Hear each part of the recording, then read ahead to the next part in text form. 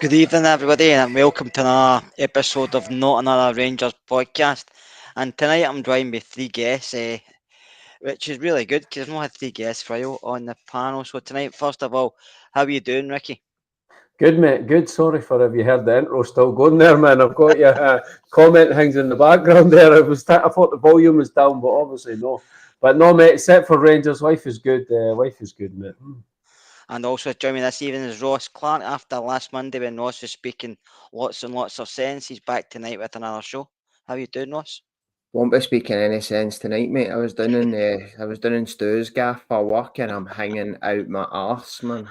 I was in the ship Anson last night watching the football, and I came home with a t-shirt covered in sick and all that, mate. So it was a good trip.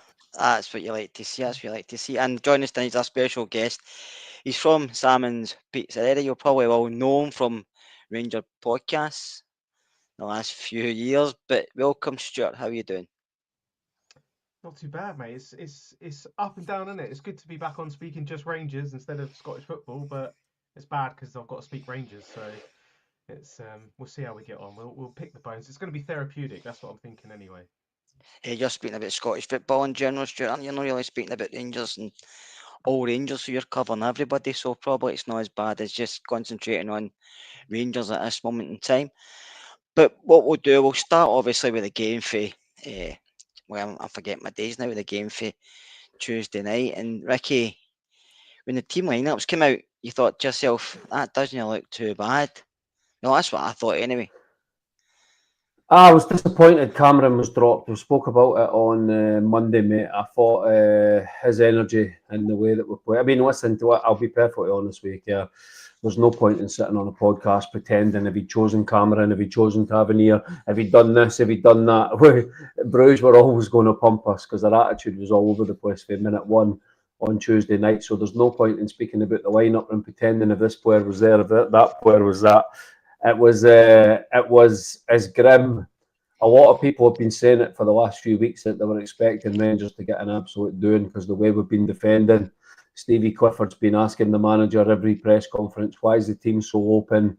We're giving up so many chances, and he keeps being defensive and saying, "Oh yeah, but this and that and this and that." And it was the first half against Panathinaikos all over again, but unfortunately for us, Bruges knew how to take their chances, and it was like the first 20 minutes when every time they went up the park, you thought, Jesus, they were going to score, and more. Lucky, very lucky that after 3-0 they took their foot off the gas and went, okay, 3-0's good enough, let's take that to Belgium. But Jesus, man, when the hand was in the sweetie jar, it was taking all the sweeties in as fast as you want, mate. It was a terrible start to the match. So many mistakes. I mean, you could speak about it yourself for a whole hour, the mistakes that this team is making.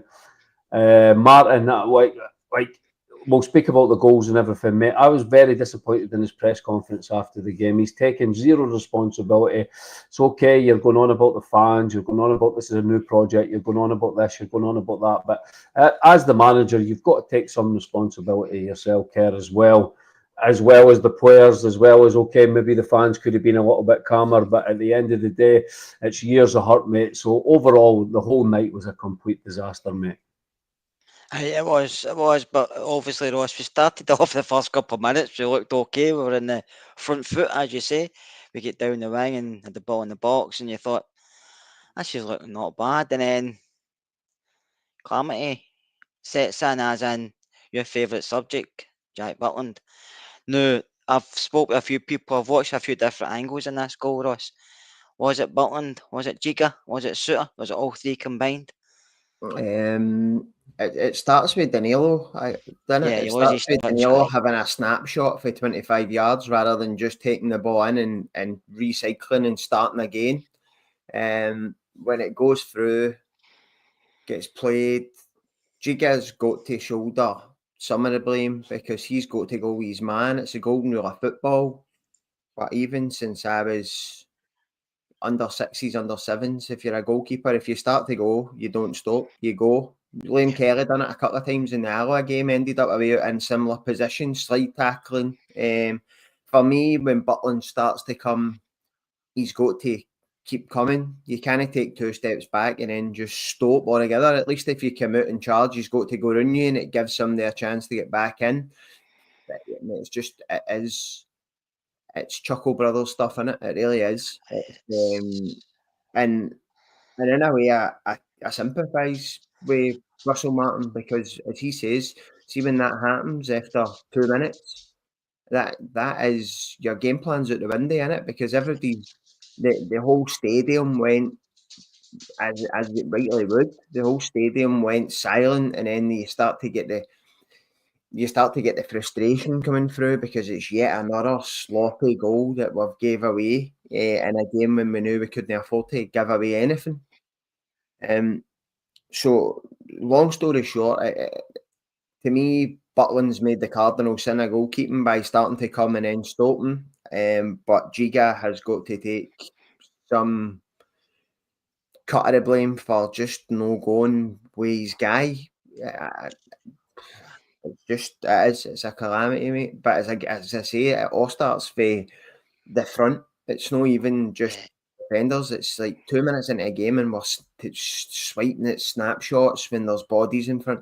Just take a touch and start spreading the play. And mate, I think a big issue we've got. I'm not going to really change my stance on Martin based on that game. To be honest, I think he's going to be here. It's just for every reason I gave you last week. But you can't blame Russell Martin for that goal. No, And I understand that. Again, it's back to where is Jack Butland the right goalkeeper for this system? Because the goalie should be playing. See if the ball's in the other half and Dale's take a shot, Jack Butland should be 25 yards out anyway. He should be well out his box, ready to come and sweep and or take part in the play, because 9 times out of 10 it works its way back to him for the halfway line or for their goal line anyway. So Yeah, I know, and obviously Stuart, we can see that, and then in 7 minutes, I think it was, they get a set piece, and the boys left standing himself, and you can say it was a scuff, you can say it was a mishap, but he had all the time world to pick his spot, basically. I mean, I don't know if you're zonal marking, if you're man marking, I don't think the player's not, to be honest with you. But it wasn't the only bruised player standing himself, put it that way.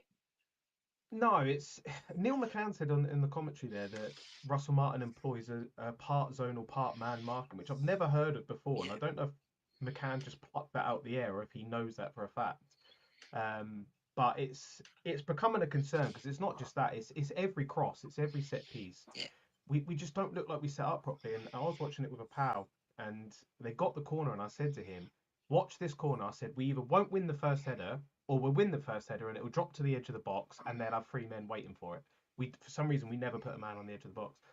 And even despite me saying that, I was shocked that a man could walk in from the edge of the box completely unmarked, and just, whether or not it's a fortunate finish doesn't matter. It's yeah, sorry, I just see I've got to boost my mic volume apparently. Sorry, I'll try and speak closer to it.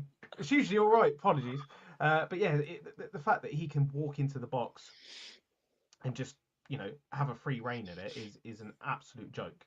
I just, this team continually defy logic for me as to how it can get worse defensively. And I agree with Ross. He can't take the blame for the first goal, because you that's a mix up between the defense and the goalkeeper, and Yeah.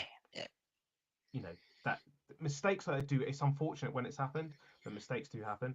But the marking is I mean, someone has just literally, Baz has taken the words out of my mouth there. It's Sunday League. It's probably worse than Sunday League, in all honesty. And it's not the first time it's happened. You look at Pilsen as well. 1-1, we were, not comfortable, but we were looking all right. And then they whip a ball into the box, and the guy's standing on the 6-yard box unmarked. Like I can't understand what the defenders are doing, or what they're set up to do, to not be aware of their surroundings, at least to mark. Or, if you're zonal, but no one's tracking runners. It's my fear is, and I get that Martin is probably going to be here because we've obviously invested in it, but my fear is that all we're seeing on Twitter now is clips coming up from Martin's Southampton team, and it's eerily similar to Very the goals similar, they're yeah. conceding. They're giving the passes away. Like, I get if you're gonna play out from the back, you're gonna make mistakes at times.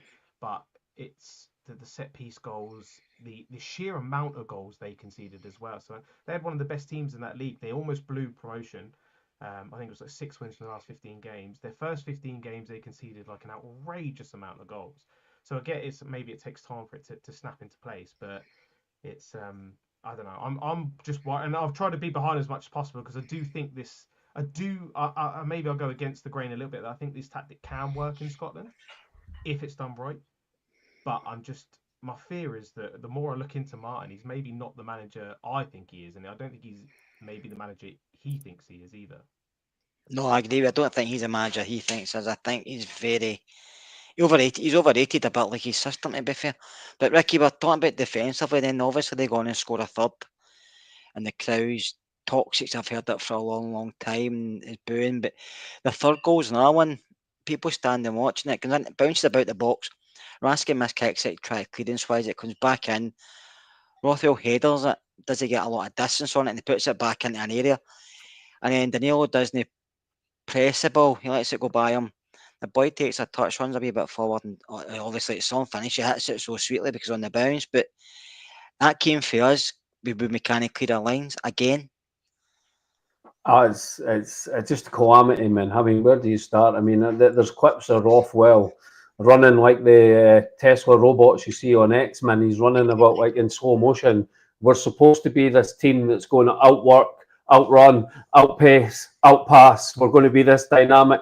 I honestly, at this point, Kerr, I think Martin is sitting eating 250-gram steaks every night, drinking red wine, winding us all up that he's a vegan, mate. Because I don't trust a word he says. In my opinion, everything he says is. I think the complete opposite is actually happening, mate. Because he even dresses up as a Rangers manager and comes to the stadium and then puts a costume on and comes out to the pitch with their stupid trainers on, mate. And everything I'm seeing and hearing from him, I'm seeing the complete opposite on the park, mate.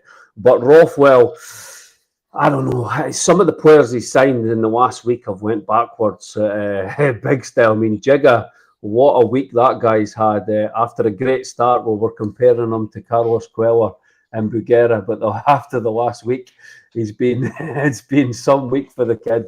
But Rothwell for the goal, mate. I mean, you see the guy for Bruges. He's not even sprinting, but he's running fast enough, and it's like Rothwell's running in slow motion. So he could have cut off the original ball, but he's just jogging, and then he's all over the place. He's done this a few times when the ball's in the air. He just a weak header back into midfield, and they, oh, listen, don't take anything away for the guy. It was some strike right in the top bin, mate. But I mean, the fans were, and that's the way it's going to be. If we keep dropping points, Kerr, that's the Ibrox is only going to get worse and worse and worse and worse. If we'd lost one more goal in that half, Ibrox probably would have been down to about 15,000, mate. But luckily the players rallied a bit after that. But oh my God, mate, the goals that we're losing are just absolute comical. And then the speech after. The problem Martin has is he's sounding worse than Comont and Beale now in his press conferences. He's telling fans, Glasgow's not like that. You can't stand in a press conference and tell us Aaron's played amazing, Rothwell played amazing. You can't sit and say that when the fans are watching how bad these guys are playing, and then you're sitting in a press conference telling us the complete opposite. Fans are no daft, mate. So he's got a big couple of weeks coming up to this international break, and he needs to get wins in the Premier League and get some points on the board, mate. Because I know everything we said on Monday and stuff like that, but it doesn't matter what we say on podcasts. It doesn't matter what I say, Ross says, you say, Stuart says, Gary says. At the end of the day, the fans that go to Ibrox will be the ones that make a decision. And if it ends up absolutely as toxic like it was after that third goal, then the Americans are maybe going to have to make a decision. So it's going to be an interesting few weeks, man. Listen, we can only go on what we're watching, and the third goal went in the other night in the stadium. I mean, I'm 52, right? I know I don't look it, right? but the stadium, I've never heard Ibrox toxic in my life. And I've been to a lot of games and obviously going through the leagues and Pedro being the manager and stuff, even as far back as when Jock Wallace came back a second time. But it was toxic. There was people arguing with each other, people leaving, people shouting why you're leaving, and people shouting back because this is rotten. and there's fans arguing, there's booing, and when the boo get that loud and Rangers were to take kick-off, I watched the players, Ross, and I don't think the players knew what to do. Suter got the ball and he was standing there, and it was like he was froze because there was that much booing for the fans. And I don't think a lot of the players have felt that before. And I thought it wasn't a good thing because obviously you're upset, and you could ask any fan that supports any team, no matter where they play, what league you play. And if you're down 3-0 after 20 minutes or whatever, you're going to be booing. Doesn't matter who you're playing against. But I felt some of these players had at that point. I felt they didn't want to be there just because of the tension in the stadium. Because that atmosphere last night, Ross, it was one of the worst I've been in, as in toxic wise. It's been toxic since before he even kicked a ball, mate, because folk never got who they wanted. So he's been playing with his two hands tied behind his back since day one. So folk didn't want him for the minute he was announced. So folk are waiting and folk are willing to jump on his back, and that's why it's a cauldron. Folk are desperate for him to fail. And whether that's, I'm not, it doesn't make you any less of a supporter, or it doesn't make you any more of a supporter. But a freak goal like that killed the stadium. But see, before there would have been a lot of like you get that rousal, don't you? You've lost a goal when they could have gone back to the centre. You get that rousing. That none of that's happening. It's as if folk just didn't want him, and now that he's here, folk are not going to support him. He's not going to get that extra because, well, as I say, he's not had the backing since before he started. So how's he going to get it when things are not going well at the start? As I said last week, I think we need to get used to it, mate, because I don't think this board are going to empty him. I think he'll get the season. I'll say that now. I think he'll get the season because he's trying to implement so much, and I think that the Rangers higher ups will settle with it. See if this season gets really stinky and it gets to October and you're double digits behind, I still don't think they'll sack him, mate. I think that they've invested in this project and they believe it's going to click, and that's where I think we're headed here. So I think folk need to get used to it. And I know it's easy for me to say when I'm watching for down in Portsmouth and I'm not in Ibrox, and as I say on here every week, don't go to games. But you need to get behind the team as well. I get everybody's frustrated. I get folk don't like what they're seeing. But like that, you've got good young players that are trying to bed in at a club. And I dug it up straight away. The first couple of games of the season, I said to you, we played a perfect triangle for the centre halves to the goalies, and fans were booing, and we got out the other side and we're away. So even when it works, fans are still going to boo because they don't like what they're seeing. They don't like him. They don't want him there. And that's, even when it works, folk are still not happy because it's seen as his way of football and they don't want it. So I'm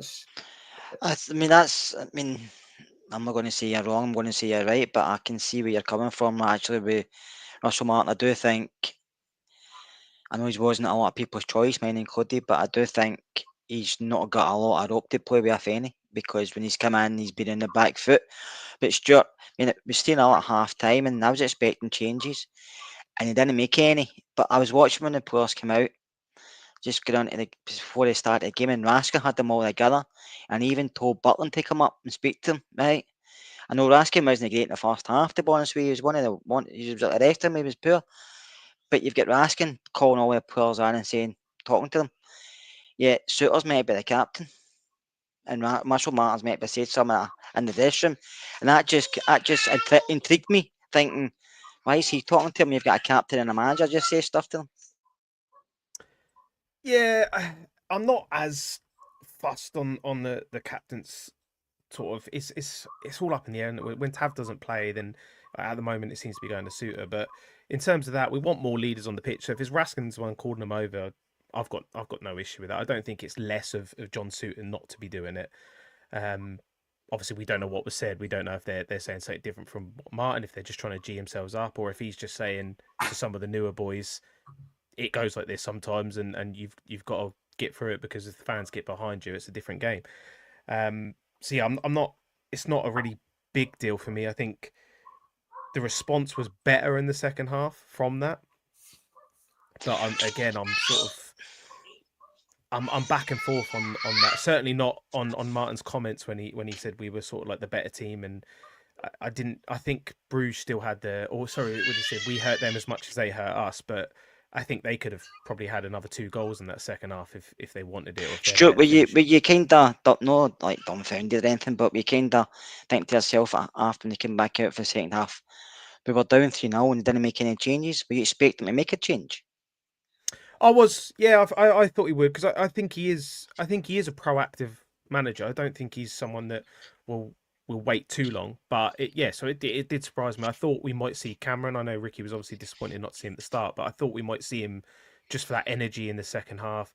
I think I'm quite a big Diamonde fan, but I think he's regressed massively since we've employed this system. Or whether regressed is the right word, or it's just not suited for him. I don't think he takes a ball in very well, which is very difficult in a system where you're trying to fire around passes constantly. But yeah, I just thought it could have just anything just to G it up a little bit. We needed that lift, and we did get it to a degree anyway. So maybe it was the right decision, because if Gassama gets to that ball a second earlier, it's 3-2, and all of a sudden it's a different ball game. So maybe he did have a plan. But yeah, I think for the fans as well, I think we needed to see something change to it. Almost, it's like a goodwill thing. I think he needed to do it just to prove that he wants that change as well. He wants to see something different in the second half, because there's no way he could have gone in after 45 minutes, sat down in that dressing room and gone, it's coming, or you know what I mean, it's going to get better. There's no way he could have thought that, or that it was working. The players are making mistakes all over the pitch, and sometimes you do need to take someone out the far end line just to swap it up, just to change it, even if it's just changing the formation or I mean the style, just for 5-10 minutes, just to make something happen, be different. But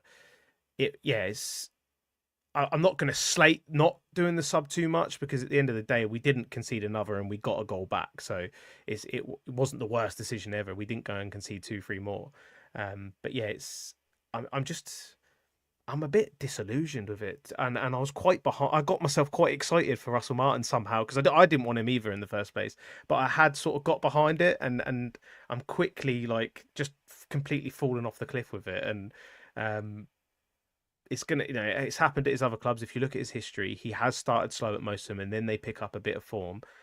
It just, are we going to then click? Because sometimes, certain managers, certain styles suit certain clubs. Maybe once it clicks with us, that's going to be the turning point, and we're not going to look back, and we'll look back at this time. Well, we will look back to laugh at what we've said now.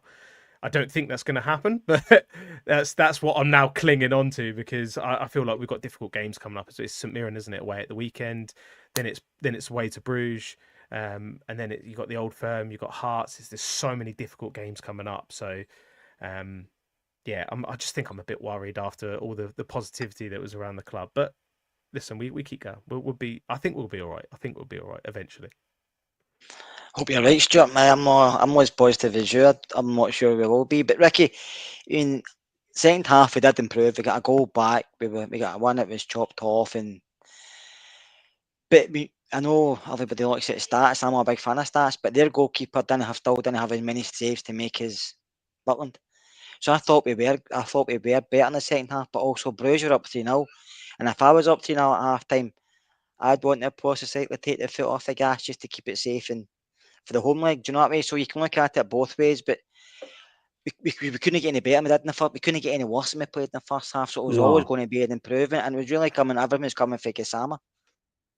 Yeah, no, I mean it was an improvement in the second half, but like you said, it couldn't be any worse. Jesus, man, that first 20 minutes, it looked like we'd never played football before, mate. So the second half was decent. And we all hope that what Stu just said all comes true. Every one of us wants it to turn around, starting on Sunday when we play St Mirren. We want to see the Pilsen performance. We thought we turned the corner when we beat Pilsen 3-0 and everything clicked and it looked fantastic. Ant-Man was dynamic. He was amazing. Gassama was fantastic. We were finding them early. There was good overlaps. We were creating chances. But since then, it's sort of looked worse than it's ever looked, and that's the most disappointing thing, Kerr.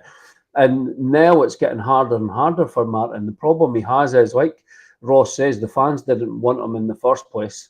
It doesn't help the guy on social media. You've got all the Southampton fans coming on every day going, "Oh, we told you, he's such a bad manager, and we knew this was going to happen. Why he got the Rangers job?" So social media doesn't help him as well. But I mean, he says he stays away from that and he's not interested in that. So listen, he's got games coming up that he needs to win, Kerr. It's as simple as that. We have to see something, and we have to see something fast, because St Mirren are not going to make it easy for us. They had us on toast last season. They bullied us in most matches at Ibrox and away from home. They beat us twice, I think. So this is not going to be an easy game on Sunday. And then you've got Celtic, and then you've got Hearts, and then you've got Hibs straight after the break. So it doesn't get any easier for Russell Martin. And there's always a flip side to that. So if it goes well and he gets wins again, Kerr, then fans will get back on side. But we'll have to see it, mate. We'll have to see something. We'll have to see patterns of play. We'll have to see chances created. We'll have to see our wide men that we know are good players getting into the game. He's got good players to come back into the team now. And Asgard, Egerman's getting fitter. And you've got Moore to come back into the team. I must admit, Moore's, I know it's very, very early doors, but he sort of looks to me like another 17-year-old kid that's came up for the Premier League that thinks he's going to scoosh it in Scotland. And he's giving me Ahmad vibes. Everything I see in that kid is Ahmad vibes when Ahmad came to Scotland. I hope I'm wrong, but that's my early impressions of Moore. So we've got to see it at the weekend, mate. And Russell Martin has to start getting wins in Scotland and get some points on the board, mate. I actually think Mikey Moore will be fine. I think he's a good enough player to settle in and contribute between now and whenever he goes back to Spurs. But we'll go on to the goal Ross we scored was decent, to be fair. The new boy, my home, what you call it, aside, and I got on the run, make Salmon put a ball in, Danilo scores. And that was a good move, and it was one of the first time Danilo actually done a good run in the middle of the box. So we'll talk about that, and also your views on the goal we didn't get. Did the goalie have his two hands on it? Mate, I think it's really hard to see, because the Gassama's foot's under the ball and the goalie's hands are on the top. So what one gets there first? Because if he's kicked the ball and the goalie's gloves are, if you're the goalie, you're saying you had it under possession. If it goes against you, you're saying the opposite, aren't you? So, but I actually thought as they grew into the game, I thought the left-hand side actually looked pretty decent. I thought they linked up quite well, considering two new players in a new environment, playing in what was a really tough atmosphere. You're already getting battered. I thought the two of them done pretty well. On the goal, that's where that comes from, innit? The link up. Mate, Danilo is pony. Mate, I'm not having Danilo at all. Not at all. I know that people are saying we're not making any chances for him, but the striker in this system should be able to drop in and create chances for others. I think everything that goes up near him falls apart, because, as we've already spoke about, the first goal, he wants to take snapshots. He doesn't want to bring other folk in. He can't hold it in. He can't hold players off. Raphael at the third goal, I know people say, "Oh, Raphael's got to do better." Raphael's headed it in. See if he plays that into Egerman. Egerman gets himself in front of the defender, holds it in, and we're away playing away for it.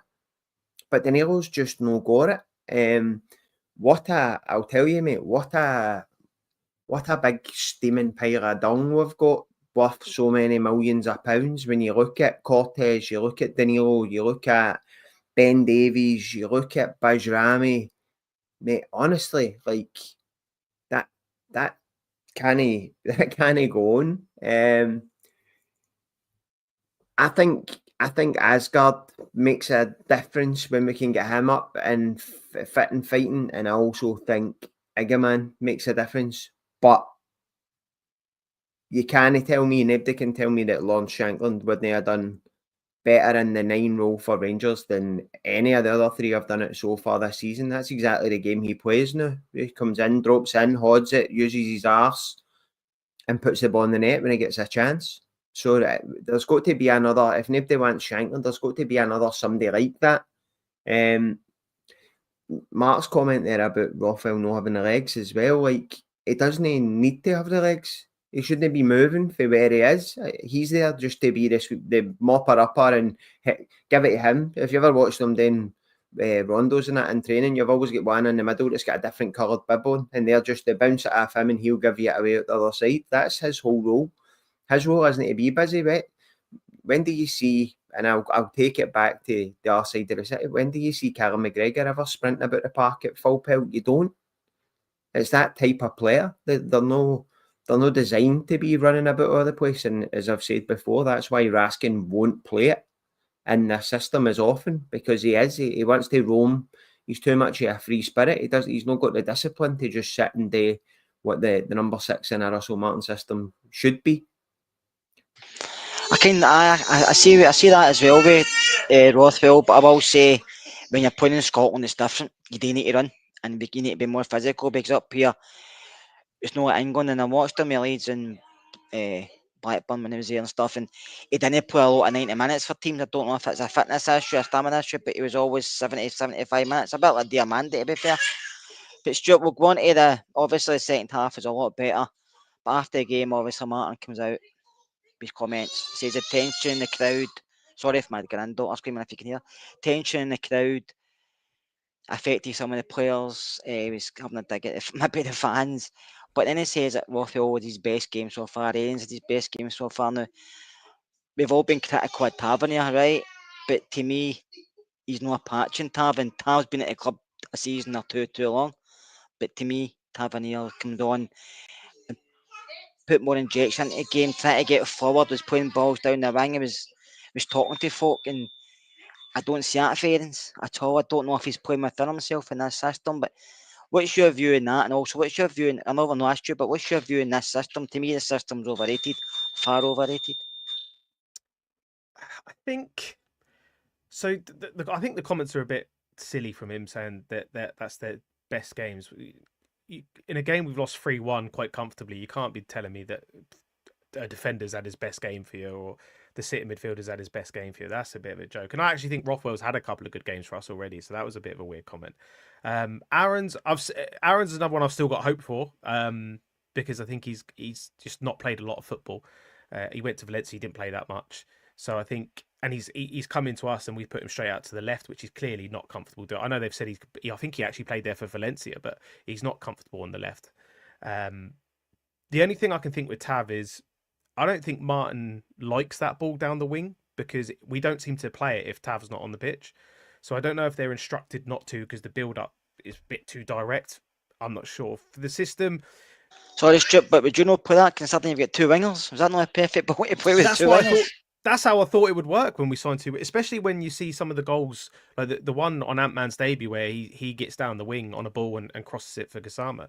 That's how I thought that would work, yes. But, you know, we know Gassama likes to cut in, so I didn't know if it was having a pacey left back to just overlap as the like sort of foil that Gassama can come inside. Maybe we're going to see it's going to become clearer as it goes on. Well, it has to, really.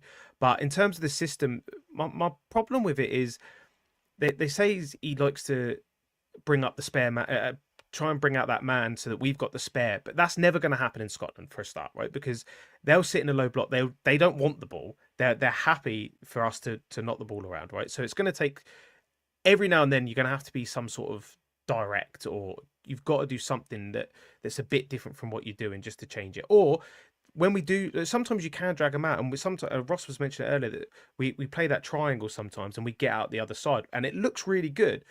And this might just be a time thing that it's going to take time, but then we slow it down again. And I'm like, once you've sort of broke through that mini press in Scotland, that's when that should then ball's got to go forward. Then as soon as you turn back, they're straight back in that block, and it's very, very hard to get through it. But what I would say is for all this. He you know, he's a goal scoring manager. He wants his teams to be high goal scorers and create lots of chances. And for his philosophy of pass and wait for that chance, all of our goals are coming from individual brilliance. They're not coming from this system. They're coming from moments of magic. You look at Finley Curtis's goal, Gassama's goal, even the one Gassama got disallowed. It's him trying to take on 3 or 4 players on the touchline.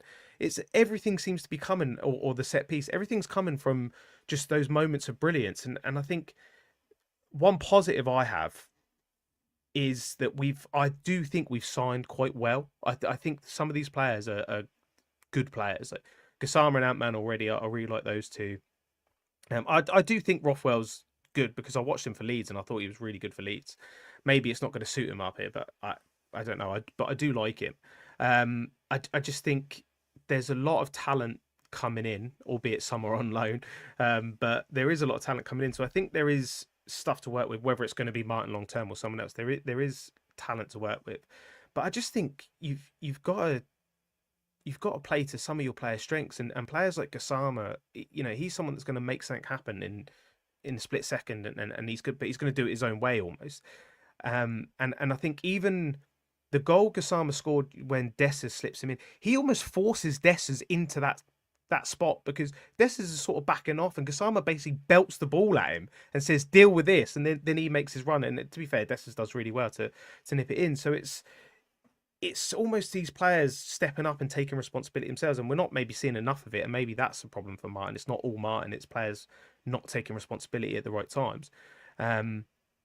But yeah, it's just hit and miss. And I think the problem we've got at the moment is we can only really slate the system because we've only really seen bad parts of it. We've seen very little good parts of it.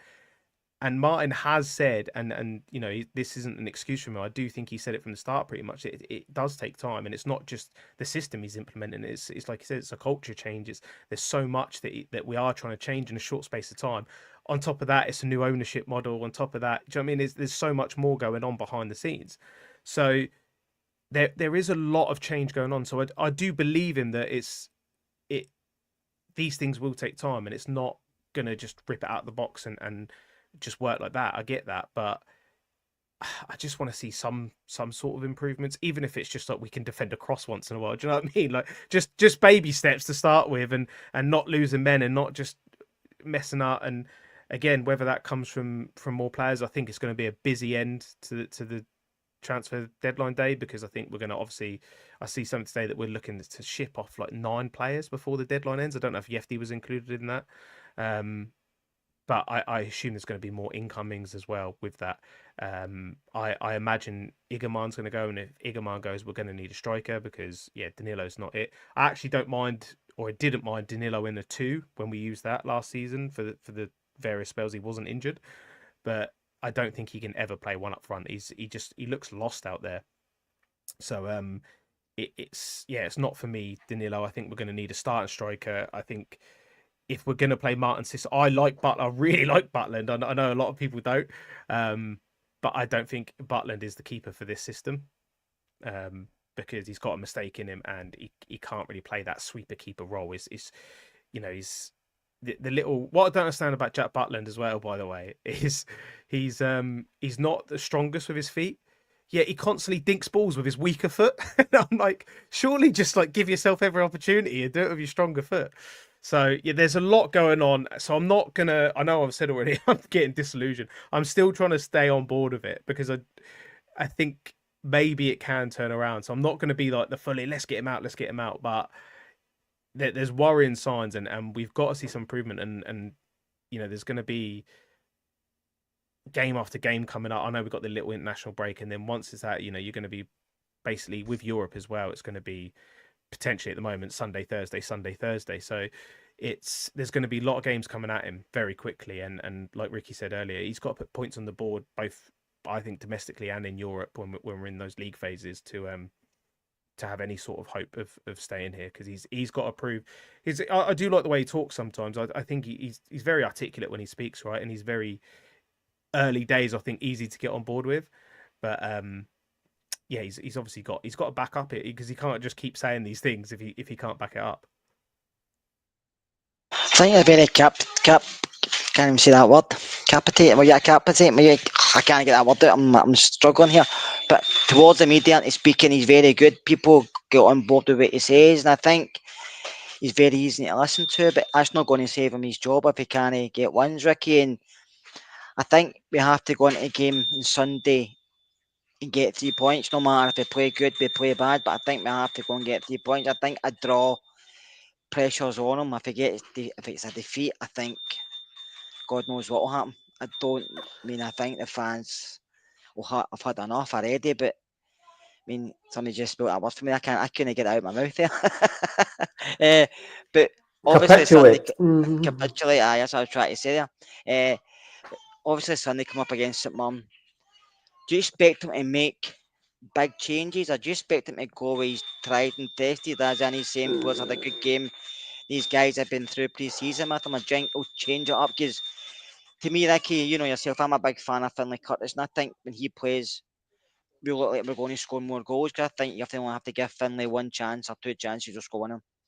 Whereas others in the team, I think, struggle. And I would play Finlay through the middle because I'm more a fan of Danilo. Dessers was injured. Nagaman, I think, will probably leave. So I don't think we've got a lot of strikers unless we bring somebody in. Everybody's slagging me because I couldn't say that word there. That's great. I'll be a meme shortly. But how do you think he'll go on Sunday? Do you think it will change up, or do you think it'll be along the similar lines as we've seen?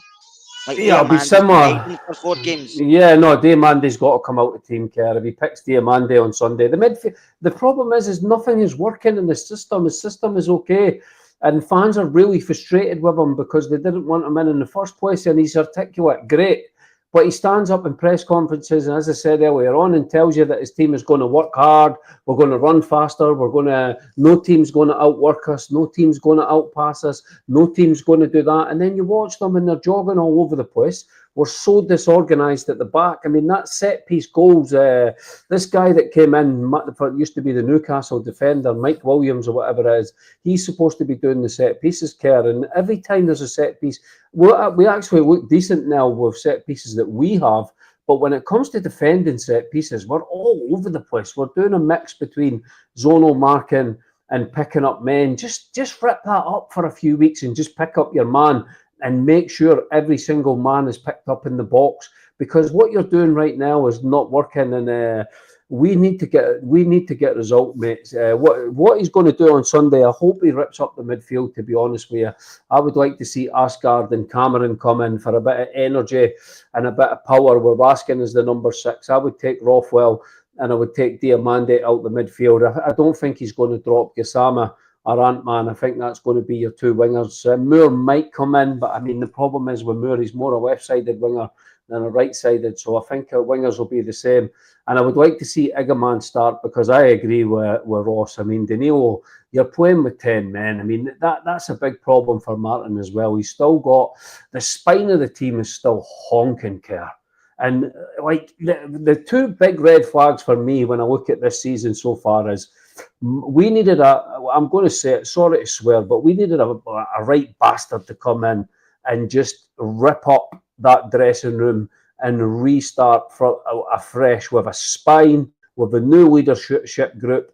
And that's what should have happened. Everyone could see it then. And you look at the spine of the team just now, you've still got Butland, you've moved Suter, who was all over the place. Last season, we were all saying that he's probably not good enough to be a right-sided defender. Now you've got him on the left trying to be Franco Baresi, which is just not working. Jigga now, every time the players are looking worse when they're getting coached by Martin as well. Jigga's all over the place all of a sudden. In midfield, he can't make his mind up. I mean, I thought Raskin looked confused, and Rothwell as well, about who was supposed to be playing the 6 and who was supposed to be playing the 8. And I just thought we were a shambles in midfield again. And then you look up front. I mean, you can't really blame Martin for that, but we should have brought in a striker, mate, because Dessers I can't handle another season of watching Surreal Dessers, mate. He is that Dundee game where he couldn't control the ball every time it was past him and it was just bouncing off him, and he's diving as soon as someone goes near him. It's frustrating to watch as a Rangers fan. Never mind, and he makes it so obvious, mate. So we should have sorted out the spine of the team. And for me, we've brought in 10, 11 players, but I don't see much leaders in that 10, 11 players. I don't see that we've improved the spine of the team, which is just mental. And I don't think we've got enough leadership in the dressing room. I think if you had 1 or 2, I think Cody actually would have been a decent signing. But as a right centre back before we brought in Fernandes, Fernandes was just a weird signing as well. So many things. And I know that it was a rush because the takeover happened fast and fell well when Purdy came in and they didn't have, but surely they were planning for 6 months before. And to me, mate, everything is just one big mess. And I honestly, I'm struggling to see how Russell Martin can turn this around I think he's lost 90% of the support already, mate. And I know me and Ross's comments on Monday aged like milk. And I know Ross is still standing by it, but I actually listened to what was said on Monday because I watched the pod back and I didn't watch like the last 10 minutes. And then I watched it back after and I was thinking, Jesus, we were backing Russell Martin, but it was so bad on Tuesday night, and I know you've got to stick with it and stuff like that, mate, but 90% of the fans have gone already, and it's very, very difficult to come back from that, mate. As Ricky, listen, we don't like sack managers, and I think there's going to be a time we're going to have to give somebody time to turn that around. And listen, it could be Martin. We don't know because we don't know what the board will do. We've not had this board before, whereas the old board were fans, so sometimes they reacted to the fans' pressure. I don't know if this board will do the same as quickly. I think I can agree with Ross. I think at the end of the season, they'll look at it in a whole, and if they think there's not been any progress, they might think, well, we made the wrong appointment here. Like they've done with Leeds, made the wrong appointment, they'll go and look at somebody else. But I don't think it'll be a knee-jerk reaction no matter what happens between now and even December, unless it's terrible. And that's up to obviously the players and the manager. But Ross, obviously we're going to St Mirren Sunday. We all know St Mirren's they're a physical side, and that's not been disrespectful from their physical side, but they're a good side. David Robertson sets them up really, really well. They're very difficult to play against. They press teams. Last season, I think we struggled to beat them. They came Ibrox. They got a 2-2. They beat us down there, and he's going to go into the game on Sunday very confident watching this Rangers side, especially at set pieces. And they've got guys like Gogic, Mandarin, and O'Hara who are good in there, and Big Phillips. So it's going to be very difficult for Rangers. So now, would you change it on Sunday? Would you bring in Fernandes? Because Giga is suspended, isn't he? Yes. So Giga suspended. So you maybe bring in Fernandes or Tav, but you need to bring in somebody with height. So would you change it? And like St Mirren, like I say about St Mirren, I think St Mirren will give Rangers a very, very difficult game. I'd bring Tavernier in. I'd bring Fernandes in. Tempted to bring Liam Kelly in just because I think it's one of the games where you're going to have a lot more of the ball. I don't see St Mirren coming out. Do you know last year, Ross, when they played a long ball and Butland caused the penalty because he came out of his box and then hesitated? Mate. Aye. But I've said it. It's a hill I'm willing to die on. Is that Jack Butland's decision making and positioning round about his goal area is horrendous. For somebody who's been capped 9 or 10 times for England, mate, he positions himself like a 6-year-old when they first move into big goals. I don't know. Get your money on Gogic to score anyway, 100%. Yeah, it's a cert. I think he's got to go his best 11. I think you've got to park any idea of rotating ahead of Brugge again. I think you've just got to go. He's got to go and win a game. He has to win a game, mate. Like if he doesn't get a win at the weekend, then it's poisonous. So I think he's got to change a few things, mate. I'd go Asgard and Cameron, Raskin, Curtis on the right, Gassama on the left. Your new left back's got to play, and don't know. I don't even know how we play up front, mate. I was trying to think of somebody ridiculous. The staunch Stewart that does the fucking runs about with a fake Preddies on, mate. Stick him in up front if you want. You could play Mikey Moore through there. He's played there with Spurs Academy through the middle, but obviously we're not a very big team as it is, and St Mirren are quite tall, so would you play him through there and keep the ball in the deck? Because if you lump into the box 9 out of 10 times or 10 out of 10 times, you're not going to win it anyway. Potentially. I think we've got to try something different because the two striking options he's got in Dessers and Danilo are not doing it. Is it Igman? Do you now give Igman the next 3 games and say, look, you're playing 90 for the next 3, get yourself up to speed? The issue you've got then is you might play the next 3 and then you lose him on the last day of the transfer window. That's another that's another predicament, mate. I don't know. There'll be big questions asked if we don't get a win, and potentially a convincing one as well, Kerr. Then I don't think we can continue to not show any signs of getting better. As Ricky said, the Pilsen game, you won 3-0 and you thought you'd turned a corner and you could see it. You could see what we're trying to do and it looked as if it had come to life, and we need to get that consistently now. Yeah, and obviously, Stu, you do a Scottish football podcast, so you've probably been last season a wee bit more information on St Mirren than we do, because we only really watch them and they play us, or if you want to watch sports scene, you pick them up with sports scene like I do. But it's going to be a very difficult tie because St Mirren have done, like I said, done really well under Robinson. He's one of these guys that, and I said it before we appointed Martin. Him or McInnes would have been my 2 choices because I didn't think the candidates were great, and Gerrard, Ancelotti, and Martin. And I thought we need to get back domestically in a stable footing. And I just named they 2 because I thought they're decent managers up here. Because we look at the managers as a Rangers fan, you always look for the big names, don't you? The big fishes, and I don't think we're there at this time. I think you have to look at somebody to come in and bring some stability. And I thought these 2 guys would do it. I think Robinson will be a future manager for Northern Ireland at one point. I think he's got that in his locker. But we're not going to make it difficult, like Ross said. And would you make the changes? And if who are they? Would you plug a man, or would you go with somebody else through the middle? Would you bring Tav in for Aarons and put Suter back in normal position, play Fernandez next to him? Well, I'll start off saying we've got a St Mirren boy in the pod, and like most St Mirren fans, they're absolutely in love with Stephen Robinson. I think is he not just signed a new deal as well, Robinson there. So he's. I think someone's mentioned in the chat. He knows how to organise a team. They're very compact, but that they do carry a threat.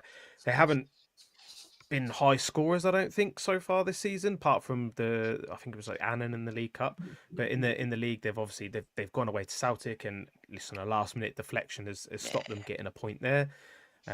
So you know they're a very good side, and I think it's going to be a very, very difficult task, no matter who we put out, basically. In terms of what I would do into changes, I think I don't like the switching the goalkeepers during the season unless it's for a number one. So I get the Liam Kelly being better on the ball. I just feel like you're going to concede weaker goals with Liam Kelly. That said, Jack Butland can throw one in, so it's much of a muchness for me. But I would stick, unless we're replacing our number one, which we still might. I'd be sticking with Butland. Backline, obviously, I think it's nailed on that Magoma's going to be left back for the foreseeable. I would probably also bring Tav in at right back. I'm not his biggest fan, but I think I'd bring him back in for this game because I think Aaron's. I don't know if he's nursing a knock, but he obviously missed out on a recent squad completely, didn't he? With a little knock or a niggle. So I don't know if he's been nursing that since he's come in, maybe. So maybe just getting him up to speed a bit slower would help. And I think Tav can play his part, but if it is like how we're maybe seeing it, where he's not going to be used every 90 minutes, then maybe we'll get a bit more out of him.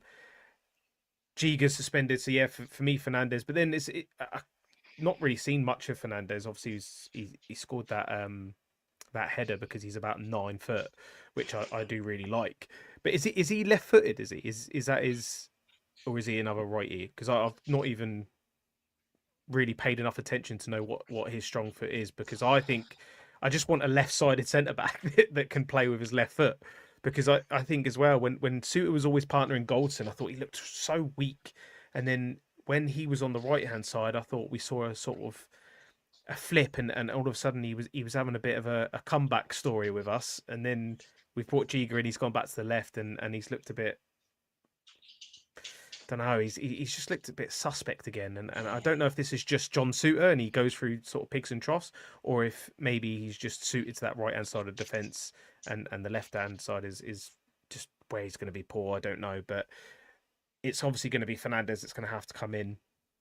So whether you move Suter over to the right, or if he's planning on keeping Suter and Giga as his back two, you just keep Suter on the left because that's where he's going to play.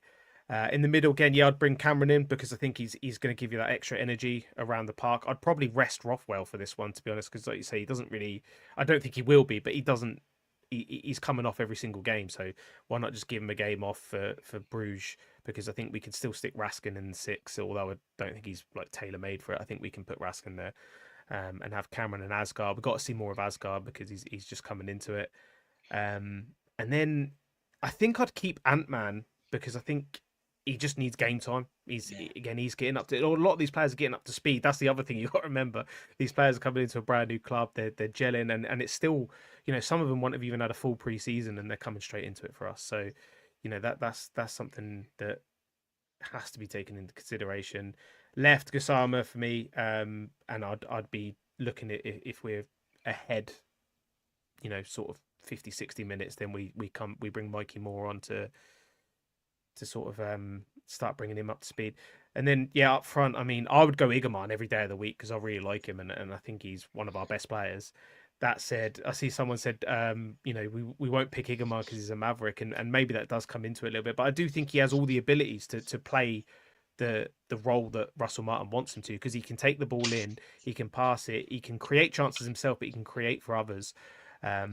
So I think he's got all the ability, whether he's got the discipline to not go off and do his own thing at times. But that sometimes, we've seen that's where a lot of our goals have come from this season. So maybe that's it. I've just got a sneaky suspicion that out of nowhere we're just going to see Dessa's name on the team sheet anyway, and it's probably going to be the one that drives me over the edge, to be honest. But and like Dessa's even being available is crazy because I thought he was done. By the way, when he went down, I thought he was done, and I thought it was the most Dessa's thing ever to dive to try and fake a head injury and blow your knee out. But he doesn't look as silly now that he's not gonna be out long term. But that just summed him up for me, and why I think I've heard AK Athens are still maybe in talks to trying to get him away. I think we just got to bite their hand off at this point because he's just. People will go on about his stats and you have to. He's scored a lot of goals, but he's missed a lot of chances. He's done a lot of stupid things and stupid moments, and I think he's a player for me that we paid a bit of money for. He's come in, he scored some big goals, scored a lot of goals. He's obviously had some downs as well. If we can then get a bit of money back for him, I think he's been a perfect transfer in a way. Because he's coming in his prime, we're selling him maybe just at the edge of his prime, and he's going to get us some money back. That would be the hope there for me. But I think him, like a few others, it's their time's done with Rangers, and it's time to move on because we've got to keep freshening it up and keep moving towards whatever our future looks like. We've got to keep moving towards that. So in terms of like the team in general, I don't think it's going to matter too much on the changes because I think it's still so early.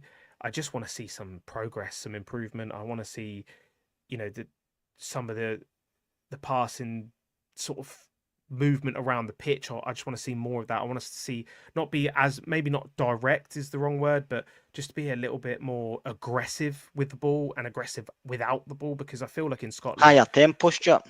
I've yeah, just tedious and slow. Up the tempo, and I think one thing that Postecoglou had at Celtic was. They did play good football at times, but they got so many goals from just that aggressive press and turnovers high up the pitch because you can force poorer players into mistakes. Look, it happens to us when we play better teams. You can do it every week in Scotland, and we don't do it enough. And yeah, Aaron, that's the word I was looking for. More dynamic. I want us to be more dynamic on the pitch, a bit more fluid in our tactics.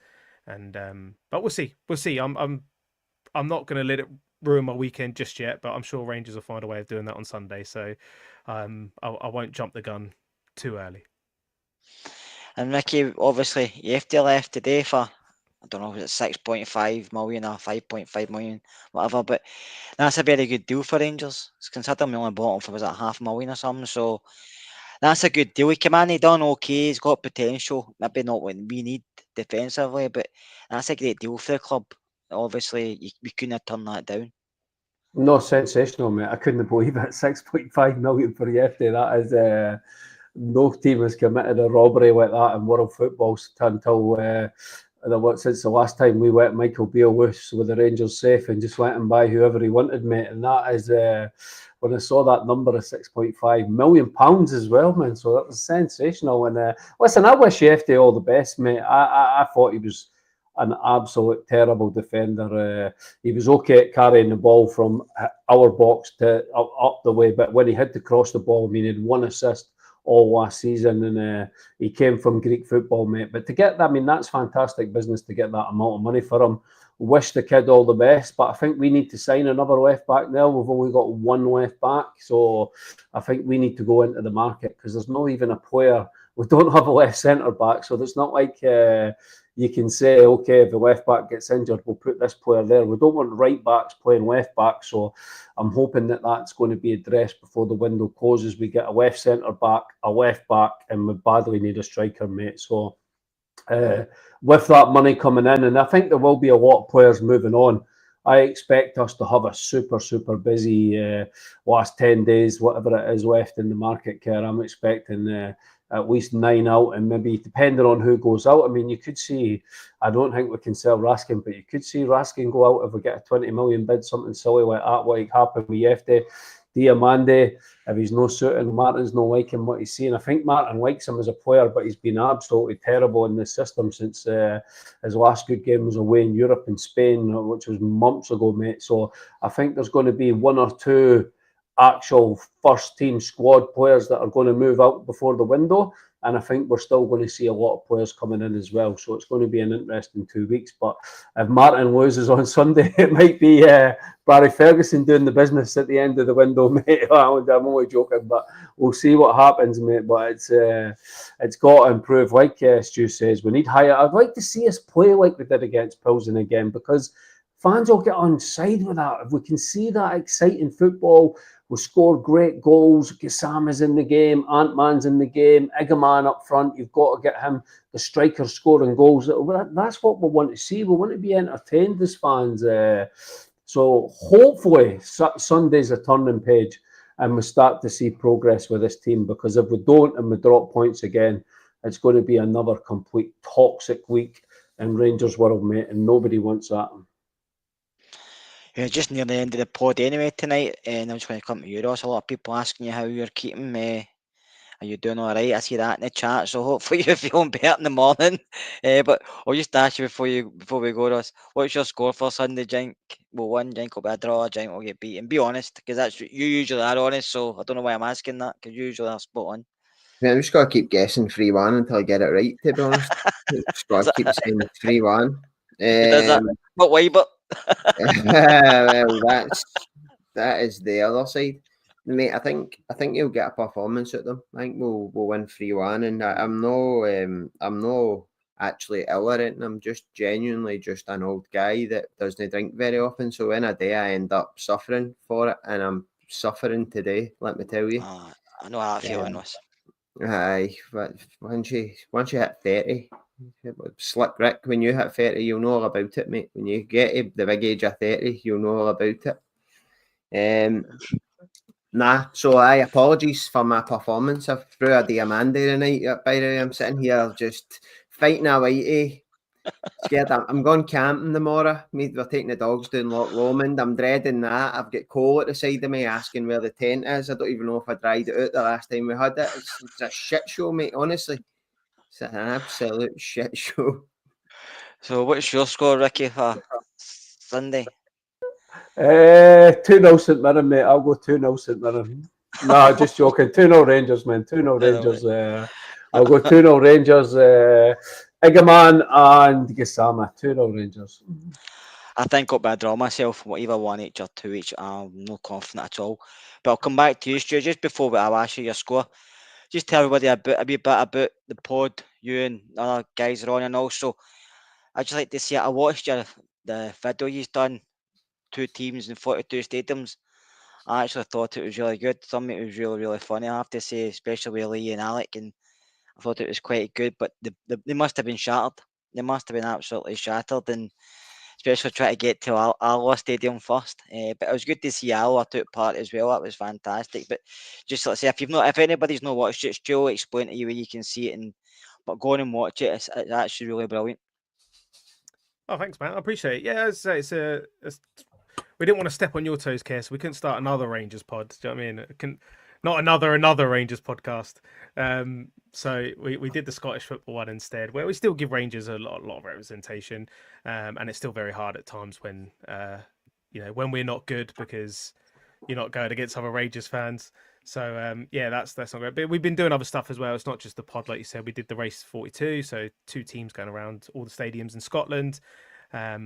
Maybe won't do it overnight next time because they had to do tasks at every stadium. There's only so many tasks you can do at 3:00 in the morning at St Mirren. So there's a few things that need to change. But yeah, there's a lot going on. We've also got the charity tournament we've been running for Dementia Scotland. We did that last year, raised over £7,000, and we've got that coming back next year as well. So it's all systems go, really. So yeah, we do appreciate anyone. Let's say we tried to give. The thought process behind it was hearing more about it. I like seeing what other clubs think of us at times, and I know most of the Scottish clubs think about us, but in terms of a footballing sense, is how I've always liked to see things. So I've always been a sucker just for Scottish football in general. So that's where the process come from. But there's plenty of Rangers fans on it. So it's Salmon's Pizzeria is the name of the pod after the famous Connor Salmon picture with a pizza. We've had Connor on as well, and he was great. And he also met the lads who won the race to 42. Connor Salmon come out, gave him a shirt, which I could have put up actually. I do have it. And yeah, so he met the lads. He's been brilliant. And yeah, NARP are invited. They'll be there next year, mate. So it's all systems go. We're going to go bigger, so there'll be plenty of teams.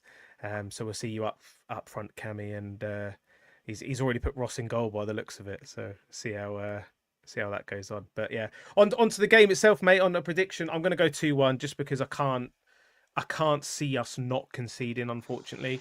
So I'm going to go 2-1. I think it's going to be edgy, but I just think and I'm not saying he's a bad manager, he might turn out to be one, but even bad managers in bad moments tend to pull out a couple of results. So I think backs to the wall, going away from home as well. I think this is the type of Rangers situation where we'll come out of it with 3 points. I hope so anyway. But yeah, I think what Aldo's just said there is that sums it up for me as well. Just win. Yeah, just win. So that's us for this evening, folks. Thank you very much for watching us, and just like to say to Ricky, Stu, and Ross, thank you for joining me tonight. It's been great, and see you all next time. Thank you. Bye.